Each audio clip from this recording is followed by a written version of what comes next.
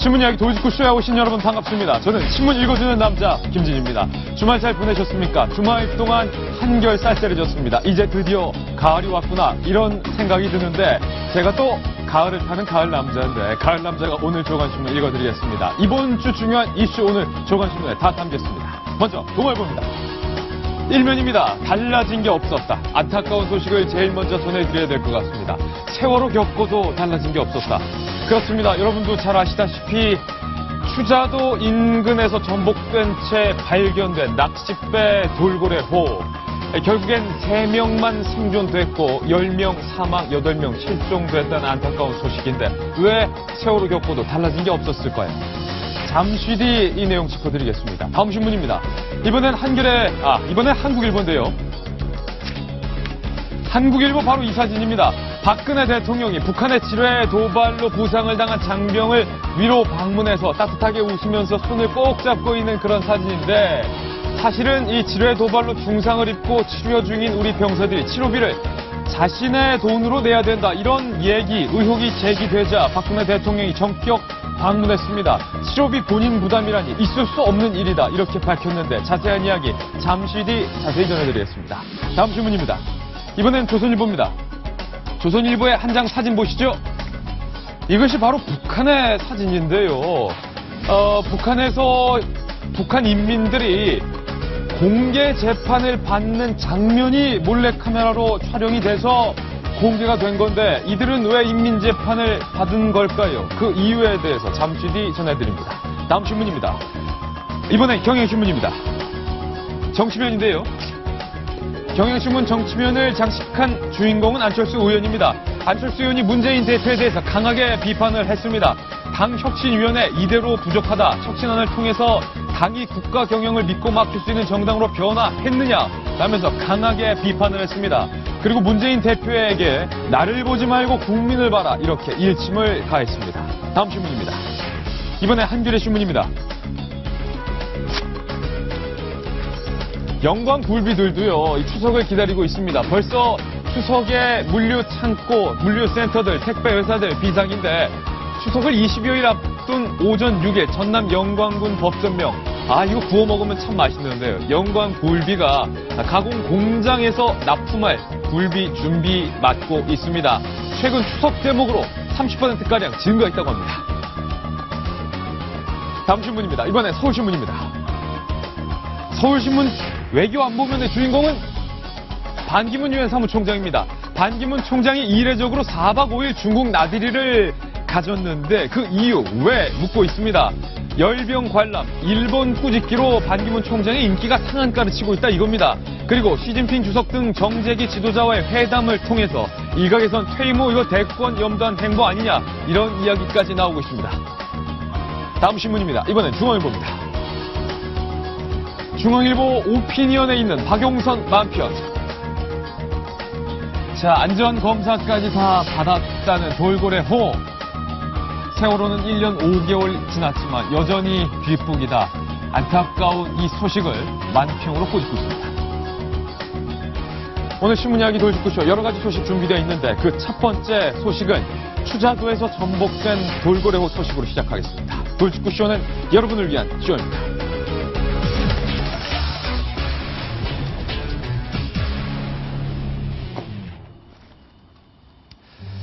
제주도 추자도 인근 해상에서 전복된 채 발견된 돌고래호. 3명만 생존했고 10명이 사망, 그리고 8명이 실종된 상황입니다. 20여 명이 탄 낚싯배가 전복됐지만 구조는 다음 날 아침이 되도록 이루어지지 않았습니다. 과연 무엇이 원인이었고 긴박했던 상황은 어떻게 전개됐을지 지금부터 제가 사건을 재구성해드리겠습니다. 함께 보시죠. 제주도에서 남해 쪽으로 올라가다 보면 그렇습니다. 추자도가 있습니다. 추자도는 상추자도와 하추자도 두 개로 이루어져 있고 이 낚시꾼들 사이에서는 추자도는 정말로 어족 자원이 풍부한 굉장히 인기가 많은 그런 낚시꾼 포인트입니다. 역시 돌고래호는 20여 명의 낚시꾼들을 태운 채 5일 새벽 2시 전남 해남군 남서남을 출함해서 5일 새벽 3시 59분 신양리 앞에 있는 신양항에 도착을 해서 이때까지만 해도 낚시를 펼치면서 봄도 잡고 굉장히 분위기가 좋았습니다. 그런데 문제는 5일 저녁 7시 25분에 추자도의 신양항을 출항해서 다시 해남으로 돌아가려고 하고 있는데 기상 상황이 좋지 않고 태풍주의보도 발효되지 않았지만 파도가 너무 심한 겁니다. 그래서 돌고래호는 이대로는 남해까지 돌아갈 수 없겠다라면서 다른 낚싯배 돌고래 1호와 계속 통신을 하면서 안 되겠다, 다시 돌아가자라고 배를 회항하기로 결정을 했습니다. 그런데 문제는 같이 회항하기로 결정한 돌고래 1호는 잘 다시 추자도로 도착을 했지만 문제의 돌고래호가 5일 저녁 7시 44분에 통신이 두절이 된 겁니다. 그리고 나서 그 다음날 6일 아침 6시 23분 돌고래호는 목표 지점과 한참 떨어진 이 섬생이 섬의 1.1km 남단에서 뒤집힌 채 발견이 됐고 이때까지만 해도 살아있었던 생존자들은 3명으로 줄어들고 사망 혹은 실종하기에 이르렀습니다. 정말 안타까운 사건이 다시 한번 되풀이된 겁니다. 세월호가 침몰된 지 1년 5개월이 지났지만 그 세월호의 교훈을 우리는 아직 못 새기고 있었나 봅니다. 동아일보 논설위원실 정성희 위원님, 결국에는 3명만 지금 구조가 됐는데 간밤에 침몰했을 당시, 전복했을 당시만 해도 구명조끼를 입고 대부분은 바다에 둥둥 떠 있었고 대부분의 사람들은 그래도 배 위에 올라가 있었는데 시간이 지날수록 해경선은 저 앞에서 보였는데 소리를 질러도 해경선은 돌아보지 않고 하나둘씩 바다로 떠내려갔다. 그래서 결국 남은 것은 3명이었다. 그렇습니다. 우선 이제 가장 놀라운 점이요. 지금까지도 우리가 거기서 몇 명이 승선을 했고 몇 명이 승선을 했고 그 사람들이 누구인지도 잘 파악이 안 되는 것입니다. 누가 배에 탔는지도 아직까지 모르고 있다. 예, 그리고 사망자나 실종자도 처음에 승선한 사람과 나중에 생존한 사람 사망자가 다 다르게 나타나는 승선 관리의 문제점이 있고요. 그 다음에 아까 말했대로 구조의 문제점인데요. 무전을 받고 해경이 갔지만 이제 물론 밤이라는 상황도 있지만 오히려 그 매달려 있는 그 배를 탔고 매달려 밧줄을 잡고 매달려 있는 사람은 해경을 보았지만 그 사람들은 수색을 하지 않고 1km 정도 안팎에서 보지도 못하고 지나쳤습니다. 그래서 그 추운 바다에서 이걸 붙잡고 있는 사람을 8시간 정도 붙잡고 있다가 아침에 지나가는 어선이 해경을 구조한 것이 아닙니다. 지나가는 어선에 살고 있던 그 선주 부부가 3명을 다 구출을 했습니다. 박영진 대변인, 지난번 세월호 때도 우리 민간 어선들이 구조 작업에서 많은 공을 세웠는데 무엇이 잘못된지를 우리가 짚어봐야 다시금 이런 실수를 반복하지 않기 때문에 무엇이 잘못됐는지 짚어봐야겠는데 해경 구조 작업이 말입니다. 5일 밤에 이 전복이 됐고 이웃 돌고래 1호가 신고를 했다는 거예요. 그런데 왜 하루가 지나도록 구조하지 못했을까? 의문점이 남는데 어떻습니까? 지금 경향신문 일면이에요. 여기 보면 해경과 해군 35척이 11시간 동안 허탕을 쳤다는 겁니다. 결국은 지나가는 어선이 구했다. 3명을 이제 구한 거죠. 여기 이제 보면 이제 다른 신문들 대부분 해경의 그 수색 작업에 대해서 비판을 많이 하고 있는데요. 그 중앙일보 같은 경우도 보면 엉뚱한 해역에서 돌고래를 수색했다는 겁니다. 방금 앵커께서 설명을 쭉 해주셨지만 배가 사라진 지역만, 다시 말해서 추자도 그 오른쪽, 동쪽 지역만 계속해서 수색을 했었다는 거예요. 예초리의 북단 쪽.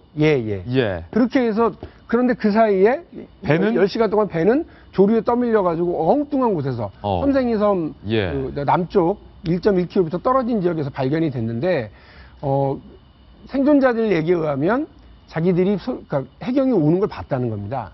그래서 서치라이트를 계속 비치는데 엉뚱한 데만 비치면서 자기들이 소리 지르도 못 듣고 갈 얼마나 허탈했겠습니까? 죽음의 공포를 밀려오고 구조하러 올 거라 생각했던 해경은 오기는 했는데 다른 데만 보고 그냥 지나쳐 버리는 그런 상황. 근데 해경에는 그 표류 예측 시스템이라고 하는 장비가 있답니다.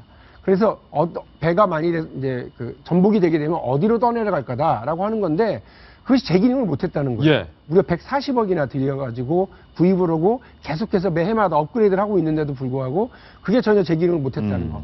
그리고 세월호 때도 있었습니다만 첫 신고 이후에 너무 늦게 대응하는 거 아니냐.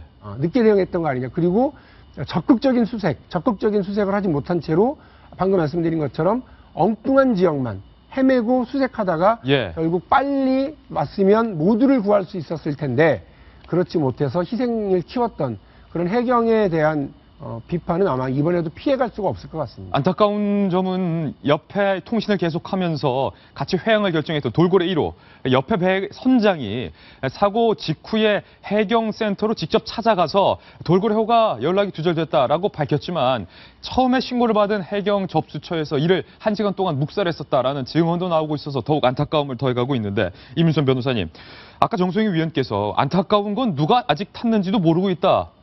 라는 점이라고 말씀하셨는데 왜 우리가 모르죠?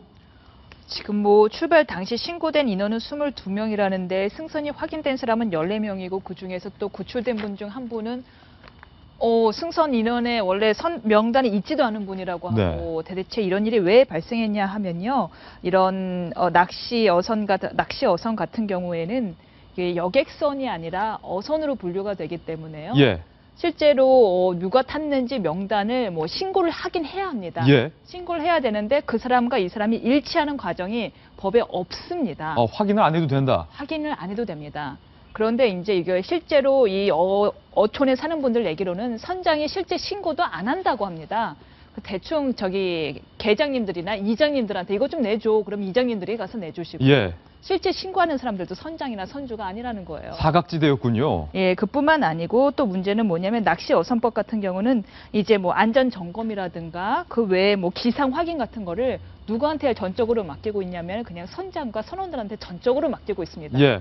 한마디로 알아서 고치고 기상 악화가 되면 알아서 나가지 말아라. 예. 순전히 자체적으로 되어 있으니까 이 선원들이나 선주들의 판단이 좀 흐려질 경우에는 이와 같은 참사가 일어날 수밖에 없는 건데요. 그래서 누가 탔는지, 누가 실종됐는지를 우리가 정확히 확인을 못하는 이런 상황이 벌어진 거군요. 근데 이제 문제는 이런 것 같아요. 이거 법이 허술한 것도 사실이에요. 왜 허술하냐면은 어선의 어업을 좀 이제 활성화하다 보니까 조금 허술하게 만들었어요. 근데 법이 허술한 것도 사실인데 허술한 법마저도 제대로 지켜지지 않기 때문에 예. 이 같은 참사가 온 거죠.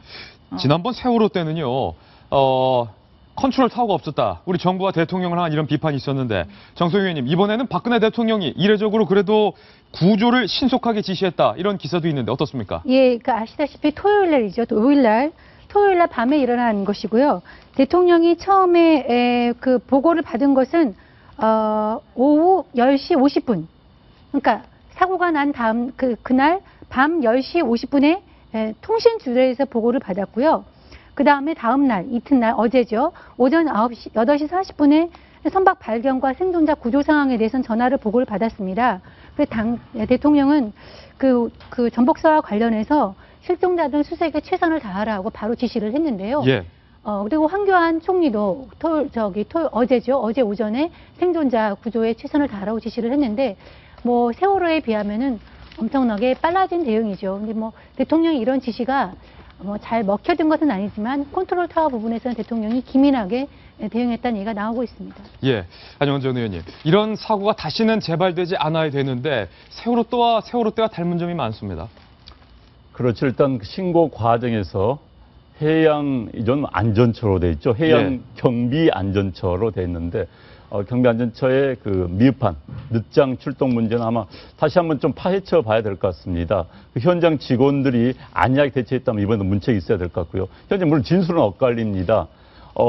돌고래 2호, 이번 사고는 2호와 같이 했던 돌고래 1호의 선장 이야기는 자기는 7시 50분에 신고를 했다. 해경 측에서는 무슨 소리냐, 1시간 뒤에 신고를 받았다. 이런 좀 엇갈린 주장이 나오고 있어요. 이 문제도 파헤쳐야 될 것 같고. 예. 어쨌든 또 하나는 우리 지적이 나왔지만은 기존의 프로그램대로 조류의 흐름에 따라서 A라는 장소에서 사고 났으면 1시간 후에는 조류의 흐름에 따라서 B라는 장소에 있을 것이라는 예측 프로그램이 있습니다. 그래서 그 예측된 장소에 가가지고 구조활동을 펼쳤는데 전혀 방향이 틀렸다. 잘못된 장소였다. 이 문제도 그냥 기계의 잘못인지 아니면은 뭔가 잘못된 행동이 있었는지 그것도 파헤쳐야 될 것 같고요. 그런데 또 하나는 역시 우리가 안이하다. 승객, 선장 모두가 안이했다는 점도 짚고 넘어가야 될 것 같습니다. 예.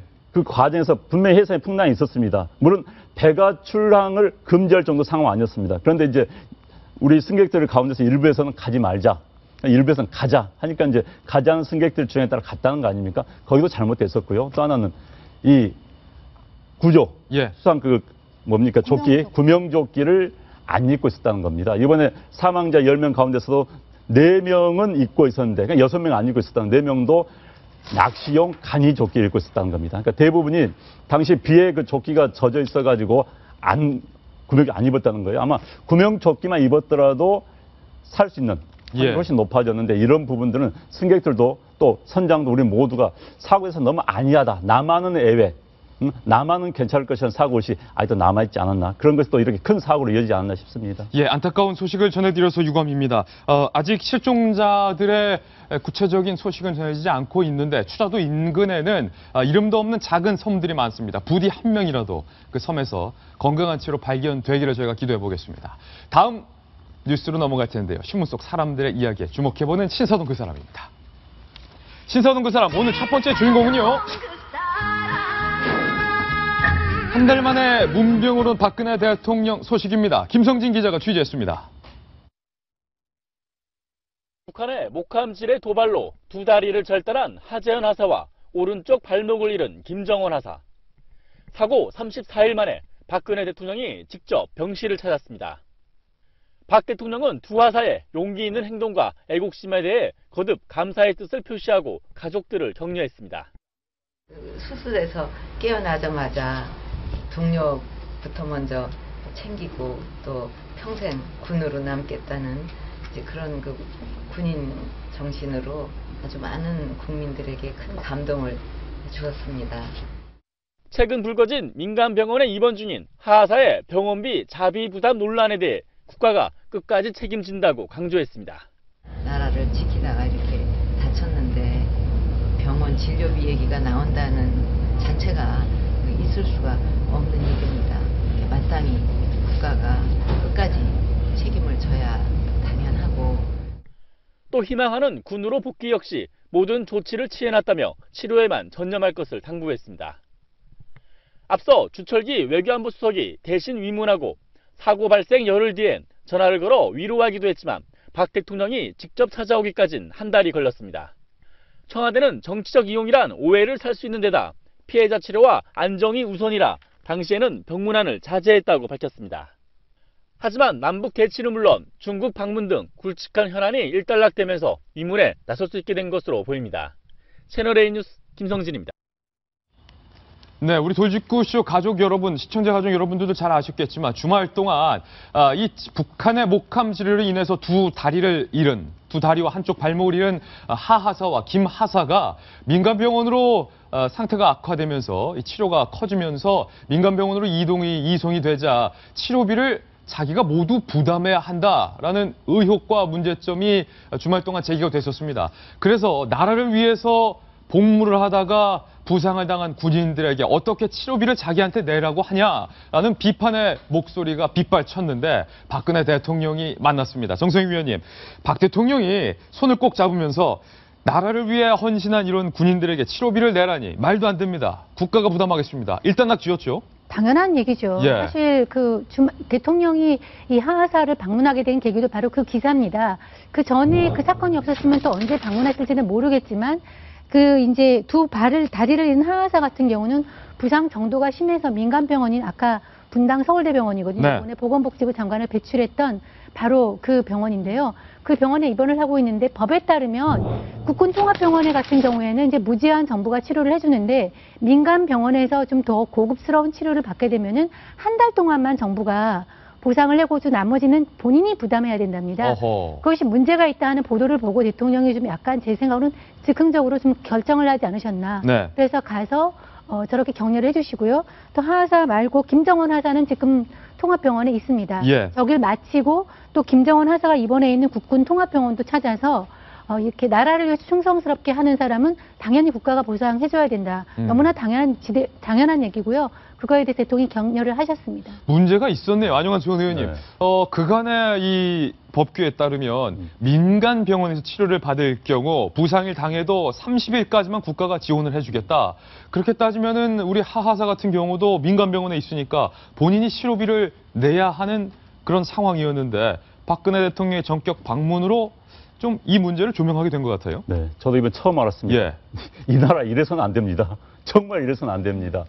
사실 이제 김하사 같은 경우는 한쪽 다리이기 때문에 아마 일반 군 병원 시설에서 이제 치료를 가능하니까 옮긴 것 같아요. 그런데 하하사는 2다리가 다 잘렸습니다. 예. 그래서 아무래도 민간 시설에도 좋기 때문에 현재 군 시설보다 그래서 이제 분당 서울대병원 남아 있는 것 같고 그런데 이제 한 달 이상 하면 차비를 내야 된다는 규정 때문에 저 치료비가 만만치가 않죠. 이게 중환자이기 환자이기 때문에 그래서 당연히 국가가 내야 됩니다. 미국 같은 경우는요 기한이 없습니다. 끝까지 낳게 합니다. 미국이 재활의학이 발달된 것, 그다음에 각종 그 장애인용 도구들이 뭐 인공손이나 인공팔이 발달된 건 다 국방부입니다. 예. 미국 국방부가 상위 용사들을 위해서 스스로 개발을 한 겁니다. 그래서 가끔 뭐 해외 그 외신들을 보면 미국 국방부가 개발한 뭐 전자칩을 활용한 무슨 전자 수족 다 국방부에서 만든 거예요. 네. 상위 군인들에게. 그래서 우리는 지금 제가 알고 있기로는 상위 용사들이 의족을 하려면 가격이 제한이 있습니다. 뭐 30만 이상은 차비 부담. 그러니까 요즘은 최첨단이기 때문에 다 고가예요. 예. 그건 자기들 돈을 내야 하는 겁니다. 근데 미국 같은 데는 무제한입니다. 그래서 자기가 애를 다치면 A, B, C, D에 여론이 있으면 무제한 사다 이것도 써보 저것도 써보 그런 식으로 해야 되는 겁니다. 국가가 국가를 위해서 바친 사람들에 대해서는 끝까지 책임져야 된다는 건 국가의 의무입니다. 예. 그렇지 않으면 그 직무유기입니다. 공직자로 직무유기라고 생각합니다. 대통령의 직무유기입니다. 그래서 예. 그 부분만은 뒤늦게나마 이제 이렇게 알려졌지만 국가가 나서서 해야 되는 거고요. 이런 경우는 국민 성금이라 모아야 된다고 저는 생각합니다. 예, 사실은 하하사 같은 경우는 그래도 대통령이 전격 방문해서 이런 문제를 해결했다고 하지만 그간의 법규에 따르면은 이런 일이 되풀이돼서는 안 되겠지만 제2, 제3의 나라를 위해서 복무를 하다가 부상당한 군인의 경우 자기 돈으로 치료비를 내는 일은 없어야 될 텐데 말입니다. 근데 계속 그래왔죠. 예. 지금 얘기한 것처럼 우리가 국가를 위해서 헌신한 군인들에게 많이 박했어요. 박했다. 예, 법규 군인연금법이 예. 바로 기본 20일까지만 치료비를 주고 30일 최대가 30일까지고요. 많이 박해서 그동안에도 과거 지난해 6월에도 사고를 당한 한 부사관 같은 경우는 민간 병원비 1,700만 원 중에서요. 31일째 이후 발생한 700만 원은 사비로 냈고요. 그 외에도 연평 해전으로 순직한 병장들이나 장병들도 6천만 원에서 한 3천만 원 받은 게 전부입니다. 예. 나를 위해서 목숨을 다 바쳤는데 돌려받는 돈은 그거밖에 없는 거예요. 오히려 치료비를 내 부담으로 더 해야 커야 되고 고작 몇 천만 원을 보상금으로 주고 예. 이럴 때 과연 누가 대한민국을 위해서 목숨을 바친 거를 그 후손들이 유족들이 기꺼이 영광으로 생각할까라는 예. 생각까지 들어요. 그런데 이제 다행히 이 사건을 계기로 해서 새누리당 한 의원 같은 경우에는 공무상 군인이 다친 경우에는 민간 병원비를 2년까지 지급하고 예. 필요하면 계속 연장할 수 있는 군인연금법을 이 사건을 계기로 이제 발의했다라고 하네요. 예. 네. 그동안 안 했던 것은 아까 안영환 전 의원이 말했던 것처럼 직무유기입니다. 맞습니다. 만약에 국가를 위해서 복무하다가 몸에 신체 부상이 당했는데 남은 것은 병원비를 내라는 이 영수증만 나온다면 그 누가 대한민국을 위해서 목숨을 바치겠습니까? 저 같으면 그러면 충성 안 합니다. 충성 안 한다. 네. 그게 당연할 것 같은데 박유진 예. 전 대변인님 어제 박 대통령이 이 방문을 하는 모습 중에서 몇 가지 좀 주목해 볼 것이 있는데 아이고 군복이 딱 걸려 있는 거예요 병실에. 그러니까 박 대통령이 딱 들어오다가 군복이 병실에 있는 그 모습을 보고 머뭇거리면서 눈시울을 붉혔다고 해요. 왜 그런 걸 저한테 자꾸 물어보시는지 모르겠는데 예.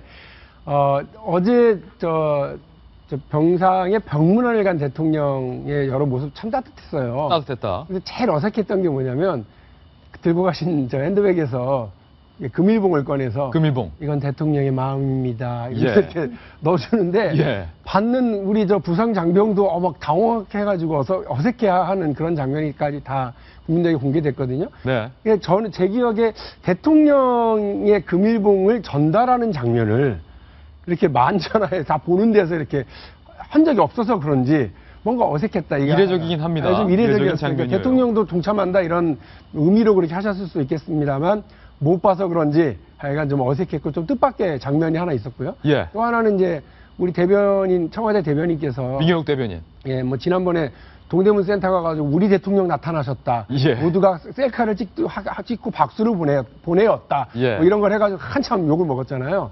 이번에도 대통령께서 눈시울을 붉히셨다. 예. 이걸 하는데 굳이 그렇게 할 필요가 있나. 그러니까 대통령이 오히려 피하고 싶었을 수도 있어요.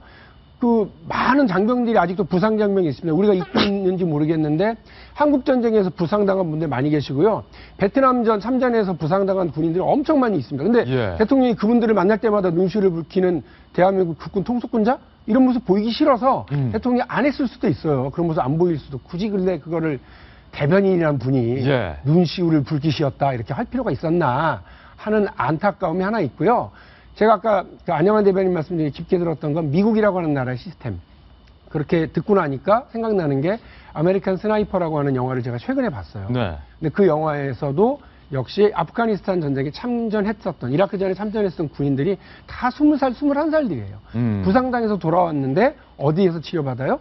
자기 동네 근처에 있는 그 퇴역 장군의 센터, 부상 치료센터요. 완전 복지센터더라고요. 예. 거기에서 자기들끼리 서로 위로하고 기운 복주다 줘가면서 재활의 길을 가는 모습을 영화에서 보여주거든요.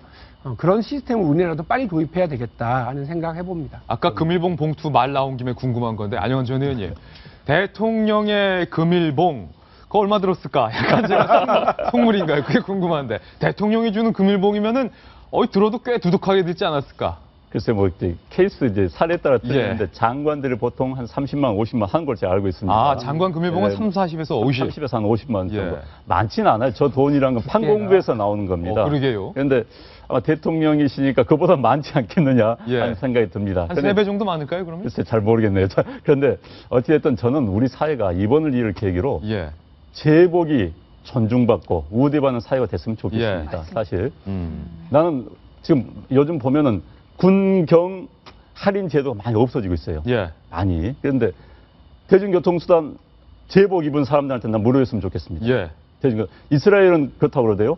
제복 입으면 다 무료라고 그럽니다. 이스라엘은. 그냥 제복 입으면 버스 타는 겁니다. 그냥 대중교통 타는 겁니다. 대중교통. 그 다음에 영화관, 청년들이 많이 갈 수 있는 영화관 같은 데는 무료였으면 좋겠습니다. 그 정도의 비용은 난 우리 한국 사회가, 우리 사회가 안을 수 있다고 봅니다. 그래서 군복과 제복이 우대받는 사회, 그래야지 사회가 제대로 돌아갈 수 있고 국가를 충성을 다할 수 있습니다. 저는 대통령 금일봉 금액 얼마일까 이런 생각했는데 똑같은 장면을 보면서 안영환 전 의원은 우리 제복을 입은 사람들의 복지를 생각하니까 확실히 좀 저랑은 다른 것 같습니다. 그 관광지로 유명한 하와이 있잖아요. 하와이의 경제를 저는 관광객들이 다 많이 만들어주는 줄 알았거든요. 그랬더니 하와이 경제의 80%를 군인들이 만들더라고요. 왜냐하면 거기에 주둔하는 해군들이 늘 할인을 받기 때문에 거기에서 늘 다 돈을 쓰는 거예요. 왜냐하면 할인을 워낙 많이 받으니까. 우리나라도 정말 군인들을 영웅을 만들어줄 수 있는 사회가 됐으면 합니다. 박근혜 대통령의 병문안 소식, 유니폼에 대해서, 제복에 대해서 우리가 고마움을 잊지 말자. 그래서 저희 동아일보에서는요, 맨인 유니폼이라는 시상을 합니다. 매년. 제복을 입은 군인, 경찰, 소방관 등등에 대해서 국가를 위해 헌신하고 시민을 위해 봉사하신 분들에 한해서 맨인 유니폼 수상식을 하니까 여러분들께서도 주위에 많은 후보자들을 추천해 주시면 감사하겠습니다. 다음 소식인데요. 이 한 장의 사진으로 시작하겠습니다. 사진을 직접 보시죠. 바로 이 사진입니다. 홍콩에 있는 모 호텔에서 수영을 하고 있는 저 남성이 과연 누구일까? 이 남성은 강윤석 변호사가 아니냐라는 의혹과 문제 제기가 있었는데, 이에 대해서 강윤석 전 의원 측은 저건 내가 아니다, 합성된 건 아니냐, 이렇게 문제 제기를 했습니다. 그리고 저 발, 그리고 다리의 주인공은 이른바 강윤석 전 의원과 내연 관계에 있는 건 아니냐라는 의혹을 받고 있는 유명 블로거, 통상 A씨라고 부르겠습니다. 여러분들도 아마 기억하실 겁니다. 그런데 저 다리의 주인공 A씨가 저곳 홍콩 수영장에서 수영을 하고 있는 저 남성이 강윤석 전 의원이 맞다, 이렇게 인정을 했습니다. 조금 전 뉴스 속보들이 뜨고 있는데 이 소식 저희가 가장 발빠르게 전달을 해보겠습니다. 임선 변호사님, 사실 강윤석 변호사와는 뭐 프로그램도 같이 해서 조금 말하기가 곤란할 입장일 수도 있는데, 저도 사생활까지는 알지 못하니까 그렇죠. 그냥 진술을 보고 그 얼마나 믿을 수 있는지 신빙성을 객관적으로 볼 뿐인데, 내가 아니다, 합성된 거다라는 말 자체가 신빙성이 좀 떨어지는 말이긴 해요. 강윤석 변호사의. 왜냐하면 양립할 수가 없는 말이에요. 내가 아니면 아닌 거고 합성이면 안 거죠. 근데 내가 아니다, 합성된 거다가 어떻게 같이 양립할 수가 있는 말이겠습니까? 여기서부터 저야 사생활을 다 모르니까 이게 진술의 신빙성이 좀 떨어지는데 많이 곤란한 상황인 거 아닌가 했는데, 결국은 A씨가 인정을 했다고 하고, A씨가 인정했다. 아마 대부분의 사람들이 그렇게 많이 놀랍지는 않을 거예요, 그 인정이.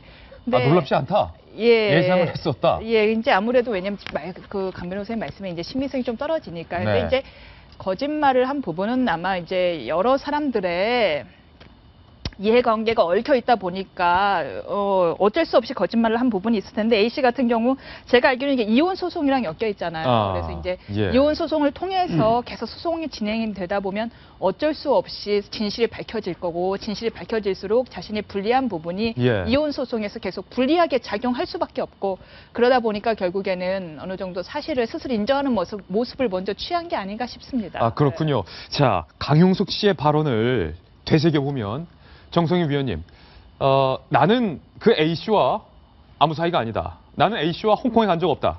첫 번째. 나는 A씨와 일본에 간 적 없다. 두 번째. 그런데 출입국 조의 기록을 보면요. 강용석 변호사와 이 A씨가 같은 기간에 홍콩에 출국한 것으로 확인이 됐고 그러자 강용석 변호사는 가긴 갔을지 몰라도 그 사람과 함께 같은 호텔에 묵고 있지는 않았다. 나는 저 호텔에 있는 남성이 아니다. 라고 재차 주장을 했었는데 지금 A씨가 수영장에 있는 남자 강용석 맞다. 이렇게 인정한 거면 강용석 전 의원은 결국 그간의 해명들은 모두 거짓말이었다. 이런 말이 되는 것 아닙니까? 그렇습니다. 우리가 여기에서 잠깐 다뤘었는데요. 이제 홍콩이나 일본 출국이 그 스탬프가 찍혀 있고 사실은 이제 홍콩에 나갔다는 사실이 각자 나갔던 것 같아요. 같은 비행기를 탄 것 같지는 아니지만 나간 기록은 이제 확인이 됐고요. 또 저 수영장 사진이 드러났을 때 강용석 전 의원 같은 경우는 내가 아니고 조작됐다고 얘기했지만 제가 그때도 말했지만 저 사실이 지금 블로그 A씨가 불법 절취됐다고 주장을 하는데 그 절취를 누구한테 됐냐고 추정을 해보면 그 A씨의 남편이거든요. 남편이 허락 없이 사진을 가져가서 이제 법원에도 제출하고 언론에 공개했다고 얘기를 하는데 그럼 저 사진은 전부 다 법원에 이혼 소송과 관련된 자료로 아마 제출이 됐을 겁니다. 그런데 그 해명이 이해가 안 되는 것이 그 남편분이 이 사진을 제출하면서 법원에는 제대로 된 증거 사진을 제출을 하고 언론에는 조작해서 냈다 하는 것은 좀 상식적으로 이해하기 어렵거든요. 그렇다면은 전부 다 원래 원본이다 이렇게 봐야 될 것 같고요. 그런 상황에서 이렇게 굉장히 분색했는데 그래도 강용석 변호사를 조금 옹호를 하자면 본인의 사생활도 사생하지만 블로그 A씨의 명예를 지켜주기 위해서 좀 노력을 했던 것 같아요. 그 지금까지 내가 아니다라고 얘기를 했던 것은 본인의 가족도 가족이고 또 블로그 A씨의 명예도 지켜주려고 했던 것 같은데 블로거 A씨가 이 대목에서 더는 이제 피할 수 없다고 생각하고 맞다라고 얘기를 해보니까 좀 사면초가 상황에 처해진 것 같습니다. 박용진 전 대변인. 블로거 A씨가 인정을 했습니다. 홍콩에 저 멀리 보이는 남성은 강용석 씨가 맞습니다. 홍콩에서 강용석을 만난 적 없다는 거짓 해명을 가슴 깊이 뉘우치고 속죄합니다. 라고 말을 했지만 궁금한 점은 왜 저 홍콩의 호텔에서 A씨와 강용석 씨가 수영복을 입은 채 같이 수영을 하고 있는지에 대한 일절 해명은 없었는데요. 제가 지난번 이 문제 얘기할 때도 분명히 말씀드렸죠. 사랑은 죄가 아니에요. 그거는 저는 분명합니다. 그래서 그 성인 남녀가요 스스로의 자기결정권이 있는 거고요. 거기에 대한 책임을 지면 되는 겁니다. 도덕적이 됐든 법적이 됐든 뭐든 책임지면 되는 거예요. 근데 공인의 경우 이게 이 양반이 공인인지 아닌지 좀 조금씩 의견이 다릅니다만 어쨌든 매일 방송 나와가지고 자기 이름과 자기 얼굴을 자기 주장을 펼치고 있는 사람으로서 책임 있는 태도를 가지셨어야 되는 것 아니냐라고 했던 게 지난번에 제 주장이었습니다. 그런데 그때 뭐라고 그랬느냐면 자기는 홍콩에 같이 간 적이 없다. 그리고 또 하나는 내가 아니다. 그리고 최근에 와서는 저런 조작 사진을 게재하고 계속해서 보도하고 있는 언론에 대해서 비난을 하기 시작했습니다. 그리고 가만두지 않겠다고 얘기를 했잖아요. 책임져라 이렇게 얘기하면서요. 법적인 대응도 할 것처럼. 이제 어떻게 할 거예요? 그러니까 저는 지금 제가 안타까운 게 뭐냐면 왜 자꾸 거짓말을 하죠? 왜 자꾸 거짓말을 해서 그러니까 자기의 부끄러운 일이 있었으면 부끄러운 일에 대해서 솔직하게 인정을 하고 그걸로 끝을 내야 되는데 부끄러운 일을 감추려고 거짓말하고 남을 오히려 욕하고 비판하고 비난하고 자신에 대해서 의심의 눈초리를 가지고 있는 세상을 오히려 이렇게 오히려 비판하고 반박하는 이런 일이 자꾸 벌어져 버렸잖아요. 그런데 이제 같은 당사자인 한 분이 이렇게 얘기를 했으니 이제 그분도 뭐라고 하실 건가요? 왜 당신도 거짓에 가담하냐고? 이게 엉뚱하게 지금 일이 가고 있는 거잖아요. 그래서 오히려 이제 강용석 씨가 안타까운 건 바로 그 지점입니다. 부끄러운 일이 있었으면 부끄럽다 얘기하고 반성하고 솔직해지면 되는 건데 그것을 감추렸기 때문에 이런 일이 계속 벌어지고 있고요. 지금 물론 그 블로그 A씨는요 이제 두 가지입니다. 저 사람이 맞지만 불법적인 걸로 절취된 것 같다. 거기에 대해서는 어떻게 된 건지 알아달라는 거 법원에 그걸 관련된 소를 냈다. 확인 요청을 했다. 이거 하나고요. 또 하나는 홍콩에는 따로 갔고 예. 다른 호텔이었고 입국 날짜도 다르다. 그러나 만난 건 맞고 그 사람이 사진 속에 그 남자가 강용석 씨가 맞고 예. 그런데 우리는 뭐 부적절한 관계를 맺은 바는 없다. 우리는 뭐 그 묵은 호텔도 다 다르다. 예. 그리고 그거를 자신도 거짓말을 했다는 거죠. 예. 지금도 누이친다는 거예요. 그래서 거기 간 적 없고 그 강용석이 아니고 나는 모르는 일이라고 얘기한 것을 강용석 씨랑은 다르게 예. 입장을 바꾼 건 뭐냐면 지금도 아마 강용석 씨는 그건 내가 아니다. 우리 같이 뭘 한 적이 없다. 이렇게 얘기를 했습니다만 블로거 A씨는 당사자인 A씨는 뭐라고 그랬냐면 부적절한 관계를 맺은 바 없지만 그 사람이 맞고 같이 갔었던 것도 맞고 그 수영장에 같이 있었다. 그런데 하나라도 인정하면 불법으로 이제 부적절한 관계로 인정하는 것이 될까봐 그게 겁이 났다는 거예요. 예. 그렇게 얘기할 수 있다고 저는 생각을 합니다. 일본에 간 것도 그거 강용석 씨 카드 맞다. 예. 내가 일본 간다고 그러니까 자기도 출장 일정이 있다고 그랬다. 그리고 그래서 저녁을 사겠다고 그랬다. 행선지를 맞추면. 저 영수증 카드. 예. 강윤석 씨 카드 맞다. 이렇게 제가 인정했어요. 지금 일부러 블로그 A씨의 입장을 다 설명드리는 거예요. 오늘 본인 블로그에 올린 글이거든요. 그런데 일본에 같이 가기로 했었는데 저녁을 먹기로 한 것을 약속을 지키지 못해서 미안하다면서 강용석 씨가 카드를 전해줬다. 예. 이걸 대신 사 먹으라고. 그래서 그걸 먹고 전송을 한 거다, 영수증을. 이 얘기입니다. 그러니까 블로그 A씨는 부적절한 관계가 아니라고 하는 입장은 여전히 유지하지만 강용석 씨처럼 그런 적이 없다고 전체를 부인하는 거는 아니에요. 예. 이렇게 됨으로써 무슨 일이 된 거냐면 강용석 씨는 어쨌든 본인이 부끄럽거나 감추고 싶은 일 때문에 거짓말을 한 셈이 돼버렸고요. 네. 부적절한 관계였는지 아니었는지는 그 남편 A씨하고 알아서 하세요. 남편분하고. 그게 아니라 온 국민을 상대로, 온 언론을 상대로 거짓말을 하고 국민을 속이려고 했고 자신을 지지하거나 좋아해줬던 사람들에 대해서 배신감을 느끼게 한 일과 관련해서 이제 어떻게 할 겁니까? 이제 어떻게 하실 거예요? 저는 강용석 씨의 이런 면이 한때 그분이 대한민국 국회의원이었는데 예. 이런 식으로 일이 규결되는 것에 대해서 도무지 저는 용납도 안 되고 용서도 안 되는데. 방금 말씀하셨듯이 안용환 전 의원님 한때는 동료 의원이었고 또 방송 안 나오는 프로그램이 없었습니다. 공인이냐 아니냐의 논란을 떠내서 공인에 준하는 대표적인 인물이었던 것이면 불명합니다. 그런데 같이 홍콩에 떠났던 상대 여성이 저 사진 속 남성이 강용석 씨가 맞다라고 인정하면서 그간 강용석 전 의원이 했던 말 한마디 한마디가 모두 새빨간 거짓말이었다는 게 지금 드러났는데 박용진 전 대변인의 말처럼 그렇다면 한때 국회의원이었던 그리고 변호사였고 방송인인 강용석 씨가 국민들을 상대로 정말로 새빨간 거짓말을 펼쳐온 셈이 됐습니다.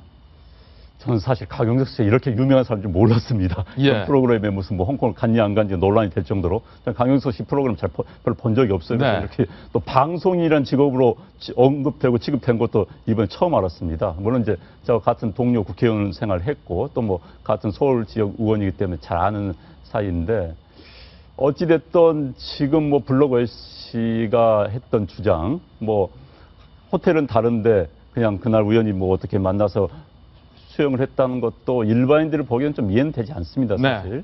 또 무슨 뭐 카드 그것도 무슨 대신 준 거일 때 사진 찍어 보냈다는 것도 일반인 기준으로 보면 이해가 되지를 않아요. 그래서 강용석 씨가 어찌 됐든지 간에 전 더 이상 이런 구설수에 오르내리지 말았으면 좋겠습니다. 자꾸 언론에. 그래서 본인이 확실하게 해명을 하든 어든지 해가지고 더 이상 이런 언론에 이런 일로 예. 오르내리지 않기를 정말 바랍니다. 임은석 변호사님, 네네. 박용진 전 대변인 같은 경우는 성인 남성의 사랑은 뭐 죄가 아니다라고 말했지만 저는 개인적으로 생각은 다릅니다. 네. 두 분 다 가정이 있고 기혼한 상황에서 부적절한 관계를 가졌다면 그것은 전 죄가 될 수 있다. 뭐 간통죄는 폐지됐지만 개인적으로 저는 그렇게 생각합니다만 어쨌든 A 씨의 남편이 강윤석 씨를 상대로 불륜을 저지르고 있다라고 해서 강윤석 전 의원을 현재 고소한 상황인데 이번에 블로거 A 씨가 홍콩에 같이 갔고 강윤석이 맞고 일본에서 준 카드도 강윤석 카드가 맞다라고 인정을 했습니다. 그런데 같이 수용을 했지만 부적절한 관계는 아니다라고 밝혔는데 과연 법원에서 재판장에서 그렇다면 부적절한 관계가 아니라면 둘이 홍콩에서 수용을 하고 있는 관계는 어떤 관계이느냐?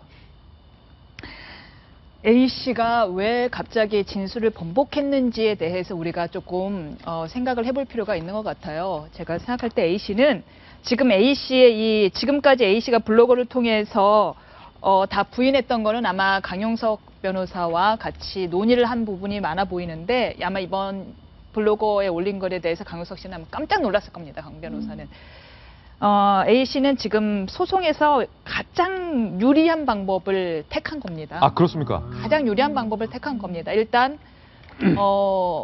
누가 보더라도 신빙성이 없는 주장을 계속할 경우에 다른 모든 주장일 때까지도 이제 판사님이 더 이상 믿지 않기 때문에 예. 어느 정도 진실된 모습을 보여줄 필요가 있습니다. 강용석 씨의 입장과는 상관없이. 그렇죠. 뭐 어느 정도는 진실된 모습을 보여줄 수밖에 없는데 누가 보더라도 대부분의 사람들이 이 사람은 강용석 변호사가 맞구나 하는 부분까지 부인을 하게 되면은 다른 부분까지 신빙성이 다 없어지니까 예. 그 부분은 하는 수 없이 인정을 한 겁니다. 내 말은 어느 정도 신빙성이 있습니다라는 걸 보여주기 위해서요. 근데 그 외에 이제 그 다음에는 중요한 부분이 이혼의 귀책 사유가 필요한데 귀책 사유의 중요한 부분이 이제 배우자의 부정행위입니다. 부정행위. 그 부정행위는 간통과는 조금 달라요. 예. 간통이라는 건 성인 남녀가 방 안에 같이 있는 모습을 보는 것만으로는 간통죄의 입증이 부족하지만 예. 부정행위의 입증으로선 충분합니다. 충분하다. 전화통화를 1년에 뭐 서로 3,000번을 했다라고 예. 하면 간통죄의 입증은 부족하지만 부정행위로서의 입증은 충분한 겁니다. 그러다 보니까 이분 입장에서는 지금 간통죄는 어차피 입증이 안 되고 이미 그리고 죄도 폐지됐고요. 부정한 행위가 없다라는 걸 보여주기 위해서 계속 숙소도 달랐고 우리가 난 그냥 카드만 받았을 뿐이고 식사도 같이 안 했다. 예. 그러니까 즉 강용석 변호사가 맞다라는 걸 보여줌으로 인정함으로써 자신의 말에 신빙성을 어느 정도 부여한 후 부정한 행위는 다 부인하는 거죠. 예. 즉 소송에 있어서 가장 유리한 방법을 택한 겁니다. 네. 강용석 씨가 찍힌 저 사진 처음에는 다른 남성이 우연히 찍힌 것이다 라는 해명, 그리고 저 사진은 합성된 것이다 라고 해명했던 것이 바로 엊그제인데 진실은 언제나 드러나기 마련입니다. 다음 저희가 준비한 뉴스 전해드립니다. 신사동 그 사람 두 번째 인물입니다. 마이웨이라는 노래는 제가 참 좋아하는 노래고 단어인데 여기에 붙여도 될지는 잘 모르겠습니다만 일단은 홍준표 도지사가 이 골프에 관해서 한 발언들이 있는데 그것부터 직접 들어보시죠. 서민을 자처하고 농민의 아들임을 자처하는 전직 대통령이 경기도 골프장을 통째로 빌려가지고 또 골프 파티도 했어요. 더 이상 국민의 눈살 찌푸리게 하는 그런 행동, 발언 못하도록 하십니다. 그것은 시대착오적인 그런 생각입니다. 무슨 일만 있으면 등산, 축구는 해도 되고 골프는 하지 마라. 그런 식의 국민인식이나 나라 위정자들의 인식은 정말로 잘못된 인식입니다. 말 바꾼 분이 강용석 변호사 말고 또 계셨군요.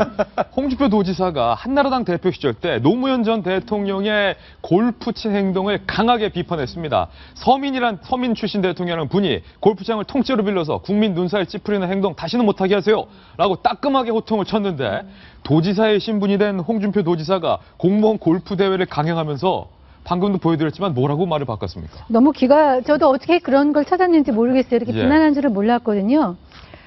개회식 인사말을 하셨네요.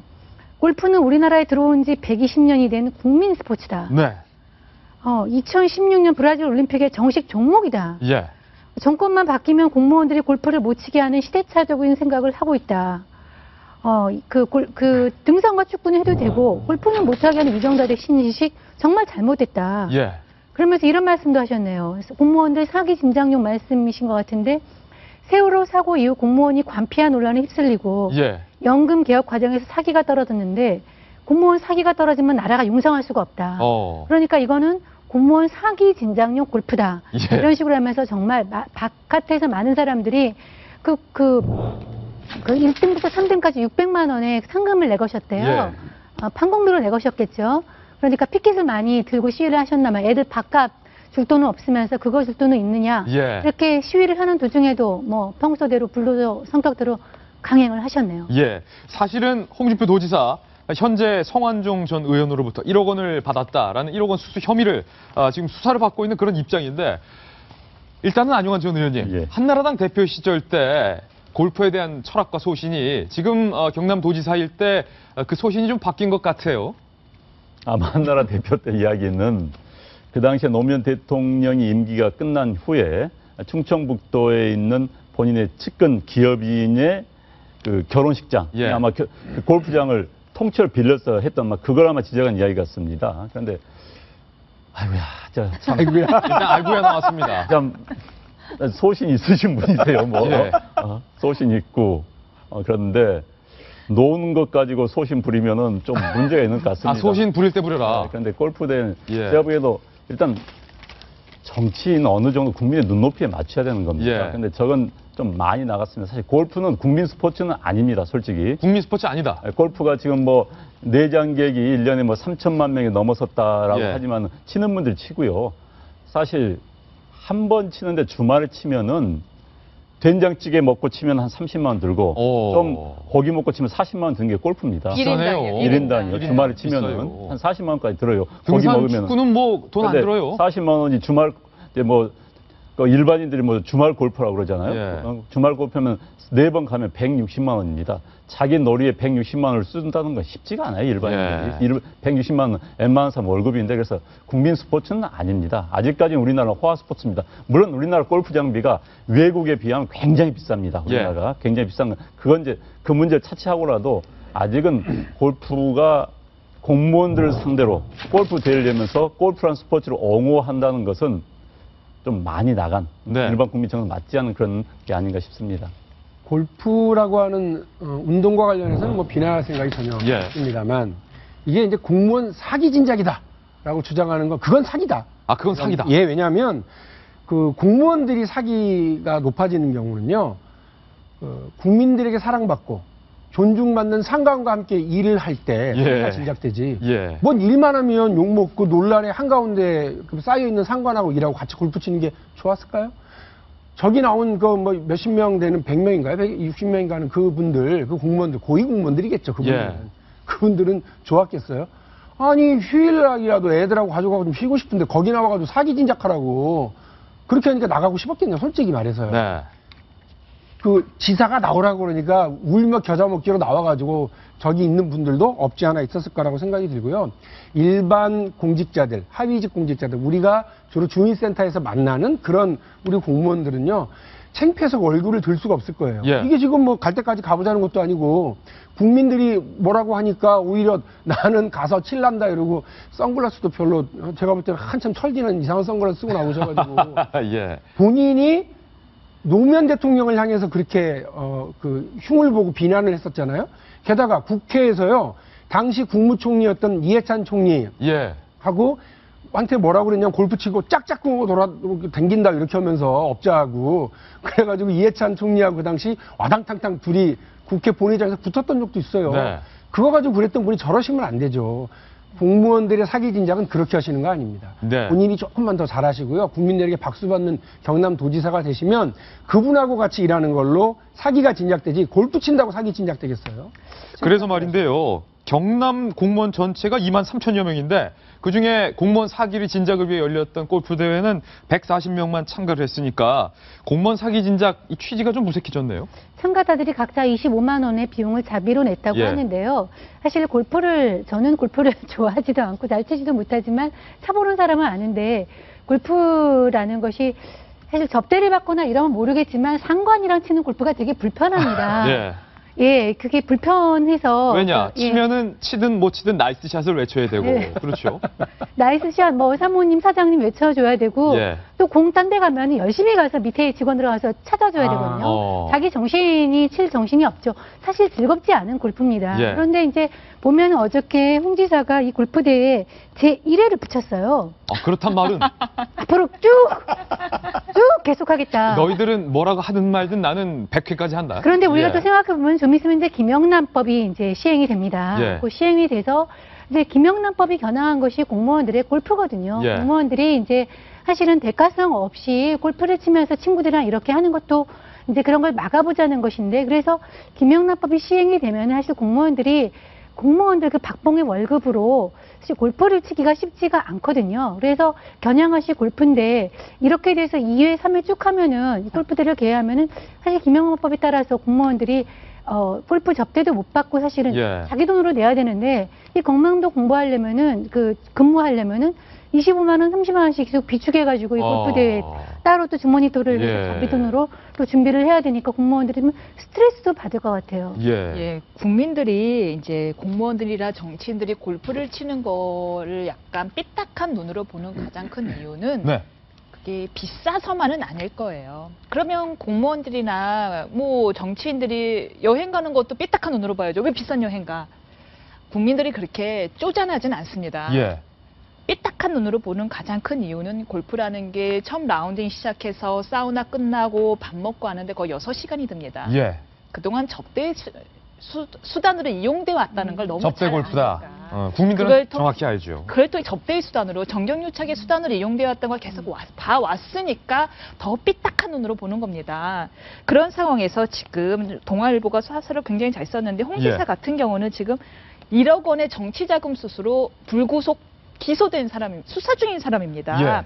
수사 중인 사람이라면 어느 때보다 자숙해야 되는데 왜 이렇게 자꾸 통통 튀느냐. 지금은 통통 튀는 정치인의 자세보다는 조금 더 절제된 모습을 보이는 공무원의 모습이 필요한 거 아니냐라는 지적이 정확하고, 한편으로는 저는 이거는 홍준표 지사의 의도된 행동이다라는 생각까지 듭니다. 예. 왜냐하면 밖에 지금 무상급식에 찬성하는 분들이 아니 애들 밥줄 돈은 없고 골프 칠 돈은 있느냐라는 시위를 벌이고 있는데 지금 정치자금 수수 혐의로 약간 구석에 몰린 홍 지사가 자신을 무상급식에 반대하는 전통 보수파 이미지를 만들기 위해서 그분들이 몰려올 걸 알고 일부러 골프 대회를 강행한 거 아닌가 하는 생각까지도 드네요. 예, 그래서 고위 공무원들 사이에서 말입니다. 골프 칠 때 조심해야 할 이른바 골프 10계명을 만들어서 암암리에 공유를 하고 있답니다. 하나님이 모세한테 준 10계명을 여기다 갖다 붙여도 될지 모르겠습니다만 과연 어떤 골프 10계명인지 직접 한번 살펴보시죠. 자, 저희가 입수했는데 공무원 골프 10계명 첫 번째. 야, 라운드에서는 안 되는 날이 있다. 이게 저는 뭐 비 오는 날에 라운드 하지 말라 이런 얘기인 줄 알았는데 자세히 살펴보니까 3.1절, 6.25 전쟁 때 그런 날들은 민감하기 때문에 절대 골프 쳐서 안 된다. 누구 생각나요? 3.1절 골프하면. 정세영 위원님. 이해찬 전 총리가 예. 3.1절에 이제 그 부산의 지역 기업인들과 함께 선물을 쳤다가 그 당시에 노무현 대통령이 사실은 한국에 없었습니다. 예. 그 외국에 순방 중이었죠. 그 순방하는 도중에 3.1절에 나가서 쳤다는 이유로 엄청나게 시달리고요. 그렇죠. 대통령 없으면 국무총리가 대통령이니까. 네, 그래서 그 대통령이 돌아온 다음에 결국 경질하지 않을 수 없었죠. 그 시간이 한 15일 정도 됐는데 저희도 그때 참 바빴습니다. 예. 그 이후에 라운드에서 안 되는 날이 있다라는 10계명 첫 번째. 이날 이외에 골프를 치지 마라. 두 번째. 사회 이슈에 주목하라.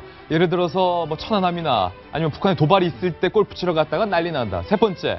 기상청 예보에 귀 기울여라.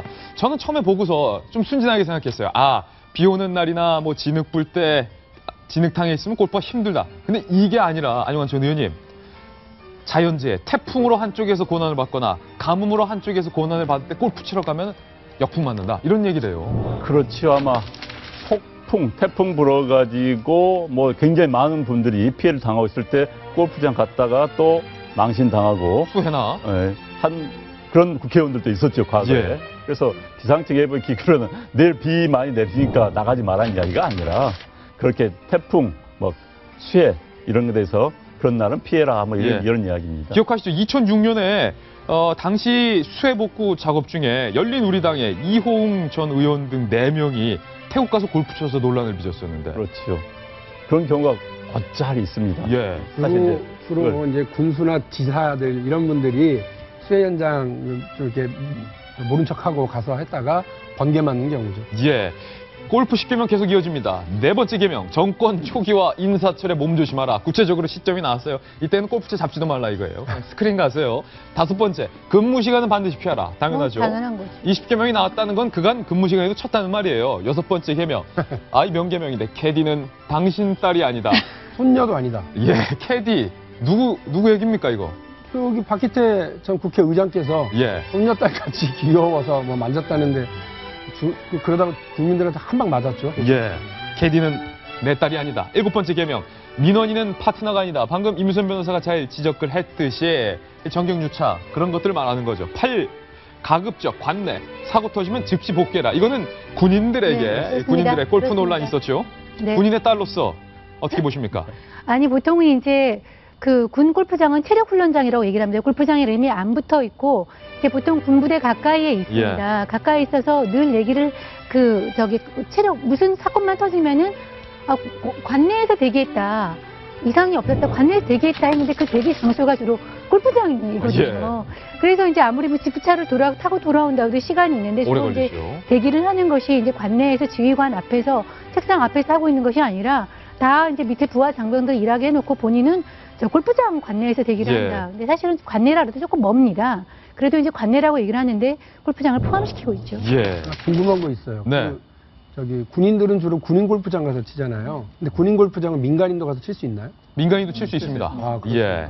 9번째 골프 10개명. 왜 군인 골프장에서 치시게요? 아니, 저도 갑자기 기억이 난 게 송영선 전 의원. 송영선 전 의원. 그분이 국방위원이시고 그분하고 공성진 의원이 유명했던 게 뭐냐면 해병대 사령부 군인 골프장에 가서 골프를 쳤는데 이제 기자들이 카메라가 딱 들이닥친 거예요. 그러니까 막 도망을 갔는데 어디로 도망갔냐면 송영선 의원 여성이잖아요. 예. 남자 화장실로 들어가셨어요. 예. 그래서 무려 2시간이나 버티고 안 나오시고 그랬는데 저는 왜 도망갔는지 궁금해서 이해가 안 되더라고요. 근데 혹시 민간인인데 군인 골프장 가서 골프를 친 게 문제가 됐나 생각해봤는데 지금 말씀하신 대로라면 상관없는데 그냥 골프 친 게 좀 약간 그렇죠. 뭐 사회적인 무리가 될까 봐서 그냥 남자 화장실로 들어가셨군요. 그 옆에 여자 화장실도 있었는데 왜 남자 화장실로 제가 아직까지도 미스테리입니다. 9번째 골프 10개명. 변명은 더 큰 화를 부른다. 그래서일까요? 이번에 홍준표 도지사는 야 두려워 말고 자신 있게 당당하게 쳐라. 이런 지시까지 내렸습니다. 10번째 10개명. 이게 명계명입니다. 더치페이가 기본이니라. 사실은 고위공무원들 자기 돈으로 골프비 냈겠습니까? 다 접대 골프 받았는데 더치페이 해라. 반반 내라. 더치페이만 하더라도 공무원들의 골프는 많이 줄 거예요. 사실 공무원들이 일가를 가족을 꾸려가면서 자기 돈으로 골프를 치기가 굉장히 어렵습니다. 그래서 이것만 해도 골프는 많이 줄지 않을까 생각이 드네요. 그렇다면 역대 대통령들은 과연 이 골프에 대해서 어떻게 생각했는지 그간 골프라는 스포츠 문제도 많고 탈도 많았습니다. 대통령들도 꼭 한마디씩 했습니다. 그래서 준비했습니다. 돌직구쇼에서만 볼 수 있는 히스토리입니다. 역대 대통령 골프 관련 발언들. YS 김영삼 전 대통령이 이렇게 말했습니다. 나는 임기 동안 경제를 살리기 위해서 골프를 치지 않겠다. 이렇게 말했고요. 김대중 전 대통령 골프가 특권층의 스포츠가 돼서는 안 돼. 이렇게 말했습니다. 노무현 전 대통령은 골프 좀 치겠다. 골프 좀 치겠다. 이렇게 말했고 MB 이명박 전 대통령은 뭐 자기들이 알아서 하는 것이지 대통령에게 신고하면서 할 필요까지 있겠나. 역시 기업인 출신으로 좀 골프 풀어줬어요. 그런데 역시 박근혜 대통령은 철학이 있습니다. 앞 문장을 먼저 보겠습니다. 골프 치지 말라고 한 적 없다. 박 대통령이 골프에 대해서 유연한가 했는데 역시 본 의는 뒷문장이 있습니다. 그런데 바빠서 골프 칠 시간이 있겠어요? 라고 물어봅니다. 이게 제일 무서워요. 치지 말라는 것보다 더 무서운 말이에요. 저같이 눈치 없는 사람은 저 시간 나서요 하고 쳤다가는 어떻게 되는 건가요? 그냥 마침 시간이 났네요. 근데 빠졌는데 골프를 제일 좋아했던 역대 대통령은 노태우 대통령이죠. 골프를 굉장히 좋아해서 그때 노태우 대통령의 경호를 맡으셨던 분으로부터 얘기를 들었는데 골프장에 갈 때마다 경호하는 분들이 제일 고생이래요. 왜냐면 일단 춥죠. 추운데 제일 큰 문제가 눈에 띄면 안 되잖아요. 그러니까 나무 뒤에 숨어 있어야 되는 거예요. 그러면서 경호하기가 제일 힘든 곳이고 그리고 대통령 골프라고 따로 있습니다. 대통령 골프라는 건 뭐냐면 아시겠지만 티라는 거는 티샷에만 꼽을 수가 있는데 대통령들은 원하는 곳마다 티를 다 꽂고 친다 그러더라고요. 자, 공무원들의 골프. 진보 정권에서 대통령들이 굉장히 유했어요. 골프에 대해서는. 오늘 보수 정권 대통령들이 골프에 대해서는 굉장히 좀 엄한 그렇게 태도를 보였습니다. 골프에 관한 10개명과 역대 대통령의 발언까지 살펴봤습니다. 다음 신사동 그 사람입니다. 세 번째 신사동 주인공은 바로 안철수 의원인데 안철수 의원이 육참 골단이라는 발언을 했습니다. 직접 들어보시죠. 패권주의 리더십이 당을 지배해 왔습니다. 순혈주의와 배타주의, 진영 논리로 당의 민주성, 개방성, 확장성을 가로막으며 기득권을 공고히 해왔습니다. 과감하게 청산하고 결별하는 것이 육참골단 혁신입니다. 육참골단이 정풍운동이고 야당 바로 세우기입니다. 여러분도 잘 아시다시피 육참골단, 자신의 살을 내어주고 상대의 뼈를 끊겠다. 이것은 문재인 대표가 새로운 야당을 설계하면서 뼈를 끊겠다라는 각오인데, 문 대표가 했던 말을 언급하면서 안철수 의원의 발언의 저격은 문 대표를 하고 있는 거 아닙니까? 저는 어제 굉장히 놀랐습니다. 왜냐하면 어제 기자회견을 자체했습니다. 보통 이런 발언은 기자들이 물어보면 그냥 답변하는 식인데 자체하고 나섰어요. 근데 내용이 작정하고 말했다 이거죠. 그렇죠. 자, 낡은 진보, 현재 친노를 겨냥한 이야기 같습니다. 그다음에 부패, 윤리의식 고갈, 현재 친노를 그대로 겨냥한 겁니다. 예. 게다가 주목해야 될 말이 패권주의 리더십.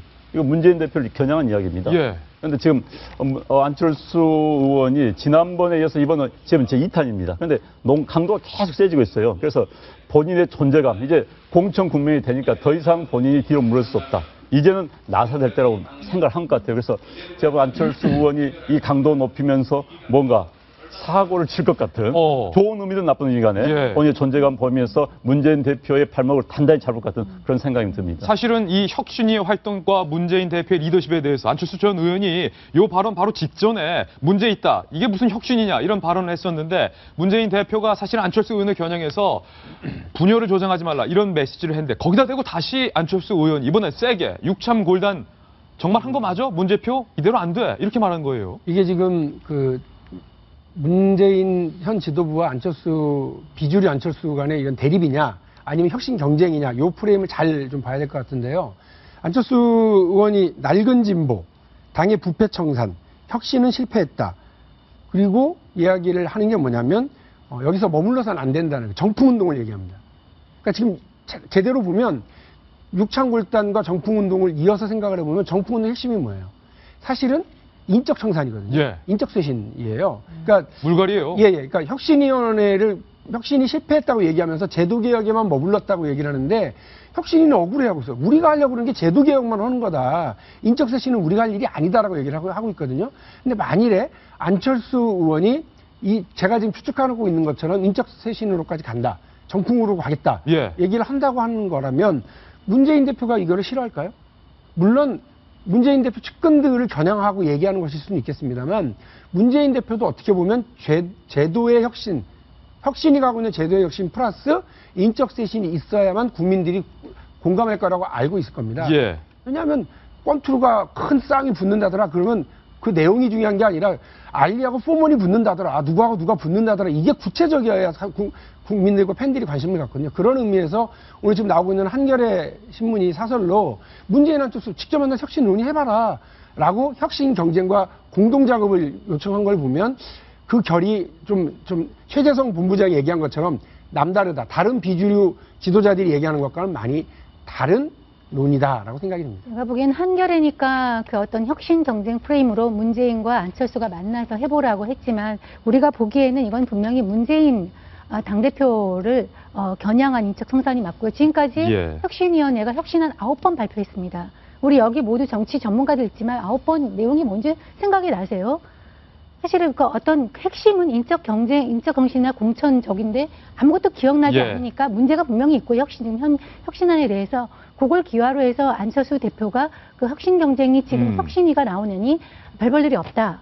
그렇게 전체 핵심령에 빠졌다는 얘기를 하면서 그 대상으로 저는 문재인 대표를 지목하고 있다고 봅니다. 최소한 분명한 것은 친노로 대비되는 문재인 대표, 친노 세력과 비주류 대표되는 안철수 의원, 비주류 세력이 정면 충돌하고 있다. 심상치 않은 분위기다. 이것은 확실한 것 같습니다. 광고 보고 이후에 피날레 기사 준비되어 있습니다. 잠깐만요. 여러분, 패션 모델 하면은 어떤 게 생각나십니까? 180cm 가까운 늘씬한 여성들이 런웨이를 멋있게 걷는 모습, 이런 모델의 모습만 생각나시죠? 그 생각과 관념을 완전히 뒤바꾼 소녀가 있습니다. 호주의 10대 여성, 자세히 보시면요, 다운 증후군을 극복한 소녀입니다. 매들린 스튜어트가 149cm에 불과한 작은 키와 다운 증후군을 극복하고 패션 모델, 뉴욕 패션 위크 3번째 런웨이 모델로 선정이 됐습니다. 사실 이 소녀가 런웨이에 서기까지만은 역경이 있었습니다. 당초 스튜어트의 장래 희망은 굉장히 소박했습니다. 맥도날드 점원. 그런데 이 스튜어트의 지금 현재 페이스북에는요, 팔로워가 46만 명을 넘어섰고, 인스타그램 팔로워는 7만 5천 명이 지지를 하고 있습니다. 모델일 뿐만 아니라 이제 장애 어린이들에 대한 조언 프로그램도 운영을 하겠다 이렇게 말했는데, 지적장애가 결코 꿈을 이뤄가는데 장애물이 될 수 없다라는 사실을 당당하고 멋있게 보여주는 매들린 스튜어트의 기사가 너무나도 대견하고 뭉클해서 오늘 피날레 기사를 준비해봤습니다. 월요일 아침은 이렇게 훈훈한 기사로 마무리를 해야 제격이죠. 좋은 하루 보내시고요. 저희는 내일 아침 9시에 더욱더 다양한 뉴스와 묵직한 돌직구 들고 인사드리겠습니다. 오늘 하루는 분명 어제보다 더 나을 겁니다. 좋은 하루 되십시오. 고맙습니다.